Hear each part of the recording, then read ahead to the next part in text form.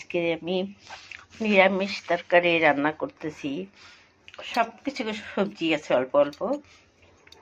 আর দেখো কড়াইটা বসিয়ে নিয়েছি, তো ওর মধ্যে আমি দেখো কলাই ডাল ছেড়ে দিচ্ছি।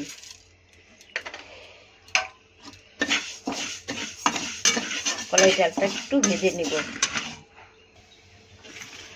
দেখো ডালটা অল্প ভাজা ভাজা হয়ে গেছে।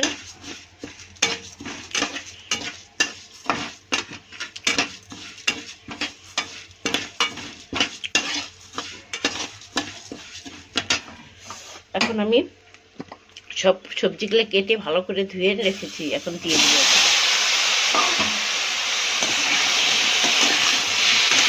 ভালো করে মিক্স করব।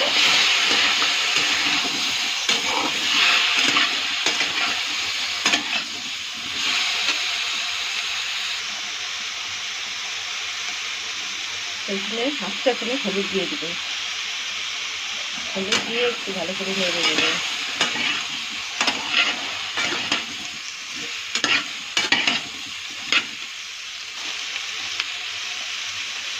স্বাদ মতো লবণ দিয়ে দিব।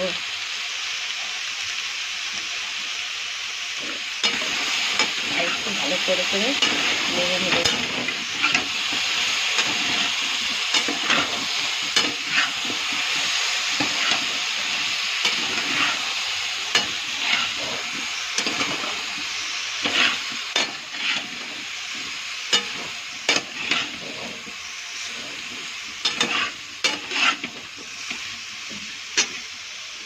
এখন ওর মধ্যে জলটা ঢেলে দিব।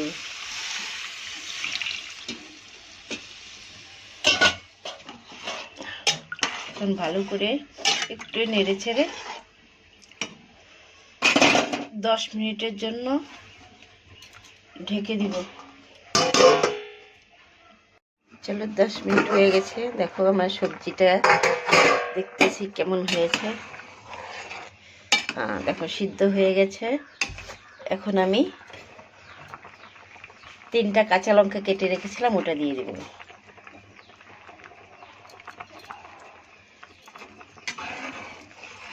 দিয়ে নিয়ে আর 5 মিনিট এখন ফুটাবো। ফুটিয়ে এখন সম্বার দিব। তাওয়া গরম হয়ে গেছে। দেখো আমি এখন তেল ঢেলে দিচ্ছি।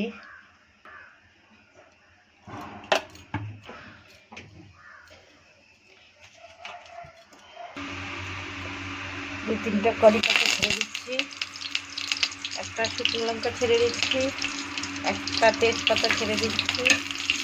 এখন এটা একটুখানি গরম করে নেব। গরম করে 5 ফোড়ন ছেড়ে দেব। 5 ফোড়নটা একটু লাল লাল হবে। 5 ফোড়নটা লাল লাল হয়ে গেছে। এখন আমি আদা ছেড়ে দিলাম।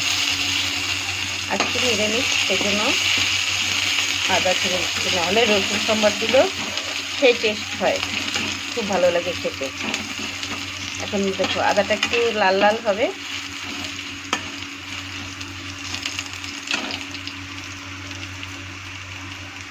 এখন সবজিটা আমি ঢেলে দেব।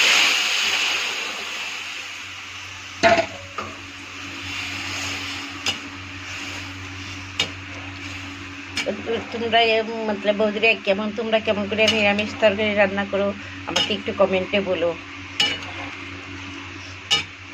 ওকে, এখন একটু ফুটিয়ে নামিয়ে নিব। দেখো আমার সবজিটা হয়ে গেছে।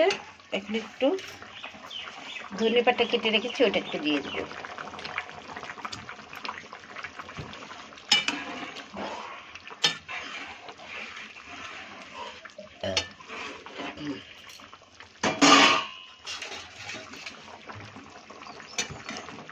এটা আমি নামিয়ে নেব।